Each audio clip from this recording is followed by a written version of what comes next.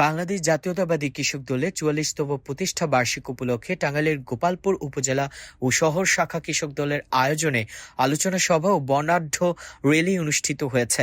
বুধবার ১১ ডিসেম্বর সকাল ১০টায় গোপালপুর মেইন উপজেলা বিএনপির কার্যালয়ে অনুষ্ঠিত আলোচনা সভায় সভাপতিত্ব করেন পৌর কৃষক দলের সিনিয়র সহসভাপতি মোহাম্মদ আনসার আলী। বক্তব্য রাখেন উপজেলা কৃষক দলের সভাপতি অধ্যাপক মোহাম্মদ হাতেম আলী মিয়া, উপজেলা বিএনপির সহসভাপতি ও নগদা শিমলা ইউপির সাবেক চেয়ারম্যান মোহাম্মদ জাহাঙ্গীর হোসেন, দোপাকান্দি ইউপি সাবেক চেয়ারম্যান মোহাম্মদ গোলাম মোস্তফা, উপজেলা কৃষক দলের সহসভাপতি খন্দকার রকনুজ্জামান রঞ্জু, যুগ্ম সম্পাদক রাকিবুল হাসান, পৌর কৃষক দলের সভাপতি মোহাম্মদ আব্দুল সালাম, উপজেলা জাসাসের সভাপতি শাহানুর আহমেদ সোহাগ, সঞ্চালনায় ছিলেন পৌর কৃষক দলের সম্পাদক মোহাম্মদ ইকবাল হোসেন।